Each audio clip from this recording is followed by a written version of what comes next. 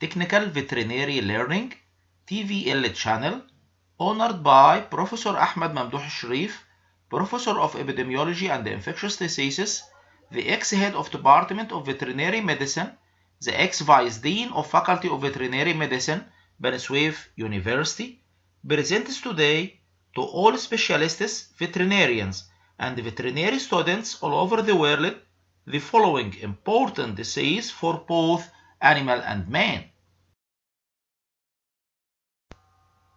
Infectious Vesicular Stomatitis, IVS. This second part of Infectious Vesicular Stomatitis Lecture discuss and explain the followings. Number 1, clinical signs in different animals. Number 2, post-mortem examination in different animals. Number 3, laboratory diagnosis. Number 4, differential diagnosis. Number 5, symptomatic treatment of affected animal. Number 6, control and prevention of the disease. Horses clinically severely affected with oral lesions as vesicular eruption and ulceration, drooling and champing with mouth rubbing, and then the legs suffer from lameness, the coronary pants lesion with ulceration. All of this could have secondary bacterial infection which aggravate the condition. This photo depicts an ulcerated lesion on the upper gum of a horse.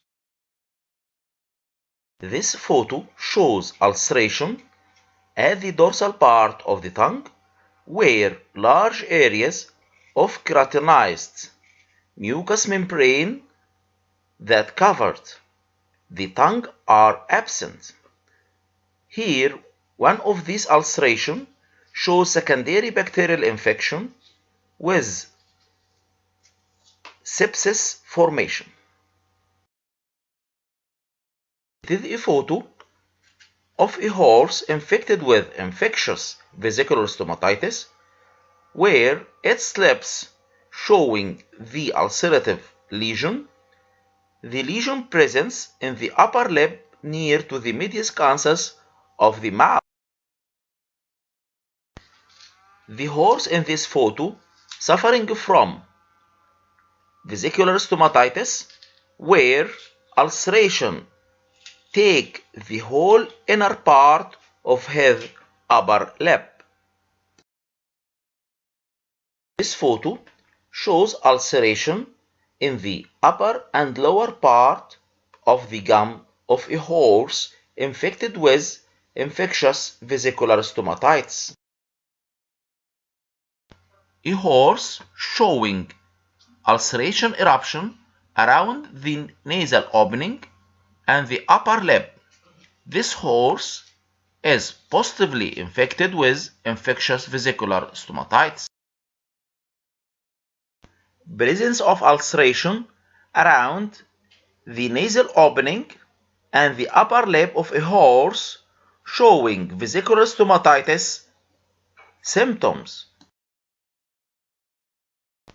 This photo shows a horse clinically showing the signs of infectious vesicular stomatitis with eruption of ulceration around the nares as well as in the upper lip of this horse, while the tongue showing large area of ulceration and desquamation of the keratinized mucosa of his tongue.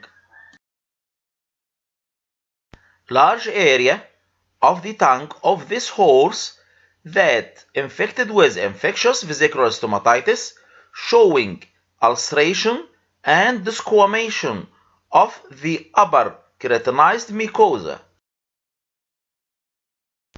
Upper gum of deceased horse with infectious vesicular stomatitis showing several of ulcers.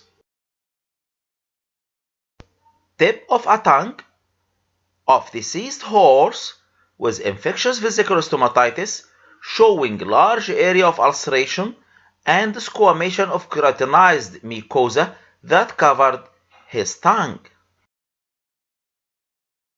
Another picture of a horse deceased with infectious vesicular stomatitis with large area of ulceration at the tip of his tongue with saliva drooling. An area of ulceration at the lower gum of a horse with great desquamation of keratinized mucosa of his tongue. This horse clinically suffered from infectious vesicular stomatitis. Multiple ulcers at lower and upper part of a horse with great desquamation and ulceration of the keratinized mucosa of his tongue. Multiple area of ulceration around the nares at the lower part of the lip and upper part of the lip of a horse, showing clinical signs of infectious vesicular stomatitis. This donkey showing ulceration and secondary bacterial infection of this ulceration at the coronary band of his leg. The whole clinical signs of this donkey is showing infection with infectious vesicular stomatitis. A donkey with ulceration at his forearm at the coronary bands. This donkey suffering from infectious vesicular stomatitis with other clinical signs. Ulceration at the coronary bands of a donkey infected with infectious vesicular stomatitis. Clinical signs of infectious vesicular stomatitis in cattle and swines. In ruminants and swines, fever and vesicle resembling to the foot and mouth disease. Vesicles present at oral area, mammary glands, coronary bands, and interdigital regions. These vesicles seems to be isolated at one area of the body, unlike other vesicular diseases. Recovery is within 2 weeks if there is no secondary bacterial infection. Cattle and swines suffering from infectious vesicular stomatitis also shown salivation, lameness at affected legs, vesicles isolated to one area of the body at mouth or feet. Recovery will be reported within 2 weeks if there is no secondary bacterial infection were reported. A photo of a cattle showing multiple eruptions at the lower lip, upper lip, and the tongue, as this cow suffering from infectious vesicular stomatitis. A tongue of a cow showing huge part of ulceration with desquamation of keratinized epithelia that covered her tongue as it suffering from infectious vesicular stomatitis. Upper gum of a cow suffering from infectious vesicular stomatitis showing large area of ulceration. Multiple ulcerative eruptions at the upper gum and the hard palate of an infected cattle with infectious vesicular stomatitis. 2 large areas of ulceration near nares and at the upper lip of a cattle suffering from infectious vesicular stomatitis. An ulcer present at the hard palate of a calf suffering from infectious vesicular stomatitis.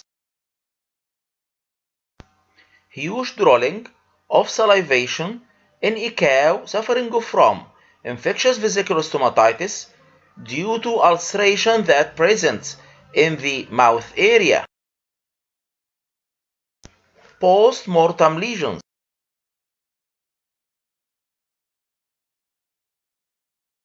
Although deaths are very rare from vesicular stomatitis disease, erosive ulcerative lesions can be seen post-mortem, generally in the mouth. Also, the teats and the coronary pans of cattle may show lesions. Histologically, edema and degeneration of epithelial cells can be seen. If fresh lesions or vesicular fluid is available, the polyp-shaped virus can be viewed by using of electron microscope. Although deaths are very rare from vesicular stomatitis disease, erosive ulcerative lesions can be seen post-mortem, generally in the mouth.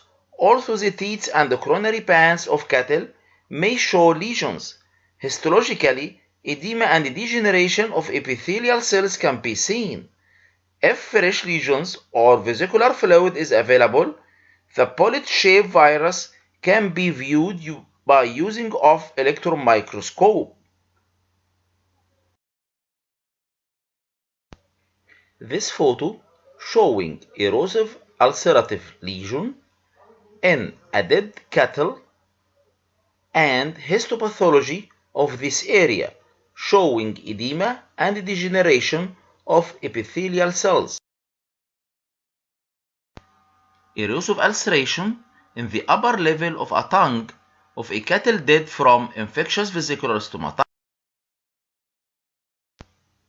Erosive ulcerative lesion seen here in a mammary gland of a cattle with secondary bacterial infection and sepsis formation.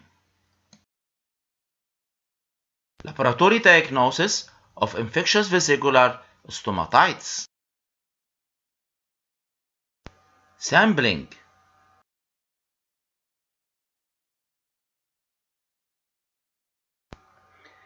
Before collecting or sending any samples, the proper authorities, that means veterinary authorities, should be contacted.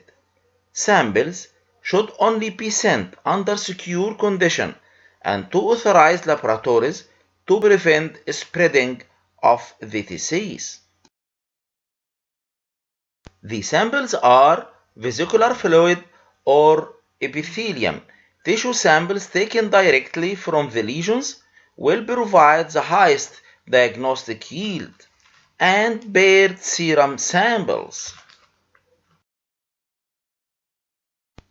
Detection of the viral antigen, Indiana vesicular virus, by isolation on tissue culture is the first step in laboratory diagnosis.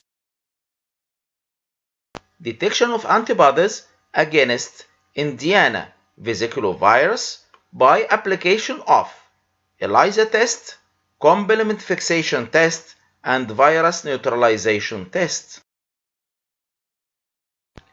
In fresh lesions or vesicular fluid, the polyp-shaped virus can be viewed as in this photo by using electron microscope. Polymerase chain reaction is a helpful test, but is available only at facilities approved by large and governmental laboratories. A positive PCR reaction, where the positive band of infectious vesicular stomatitis virus, Indiana vesicular virus, presents as 600 base pair. Sequencing of isolated virus to see the genetic tree of this virus as shown in this photo. Differential diagnosis of infectious vesicular stomatitis. This table illustrating the differential diagnosis by clinical signs by species between cattle pigs, sheep and goat, and family Equidae. In case of foot and mouth disease, all vesicular diseases produced a fever with vesicles that progress to erosions in the mouth, nares, muzzles, teeth, and feet of cattle, sheep, and goat, while there is no signs presence in case of equines. While in case of vesicular stomatitis, these vesicles present with cattle, pigs, and family Equidae. In family Equidae, more severe with oral and coronary pants vesicles, drooling, rub mouth on object, and lameness. Differential diagnosis for oral lesions in cattle can resemble rinderpest, infectious bovine rhinopneumonitis, bovine viral diarrhea, malignant catarrhal fever, blue tongue, and chemical or thermal burns. In swines, differentiation include foot and mouth disease, swine vesicular disease, vesicular exanthema in swine, foot rot, chemical and thermal burns. For sheep, be suspicious of foot and mouth disease, blue tongue, contagious eczema, lip and leg ulceration, foot rot, and chemical or thermal burns. While vesicular stomatitis will have all the same clinical signs and lesions as the equines, not in the past and in the latter diseases reported here. Supportive treatment of animals suffered from infectious vesicular stomatitis disease. There is no specific treatment available for this disease. We applied a supportive care by offering fresh, clean water to the deceased animals. Electrolytes have to be supplied intravenously if necessary. Offering of soft feeds, especially when ulceration present in the mouth. Antibiotics have to be taken under veterinary observation for secondary infection. Prevention and control of infectious vesicular stomatitis. The first step is application of disinfectant. For proper application of disinfectants, areas must be free from organic matter, contact time for at least 10 minutes, then application of soda ash, 2% of iodophor, chlorine dioxide, 1% of chlorine bleach, 1% of crystallic acid, and quaternary ammonium. Vaccination.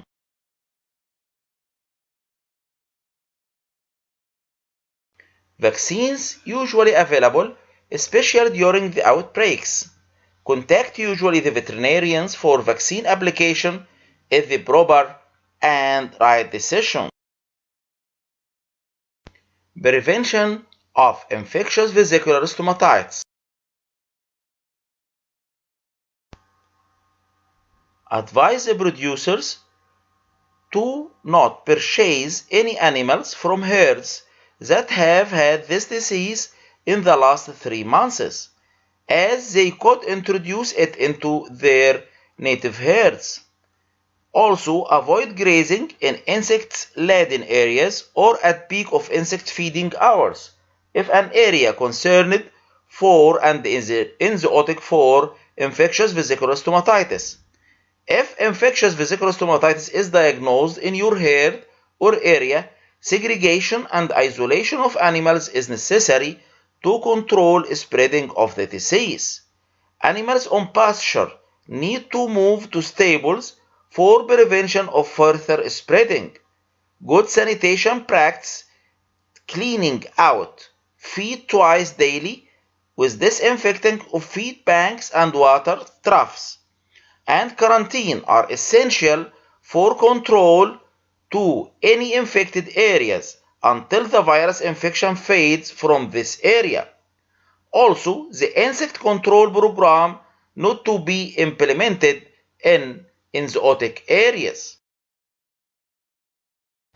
Dear colleagues, working in a smarter way is the ticket to success than working in harder way, according to the condition.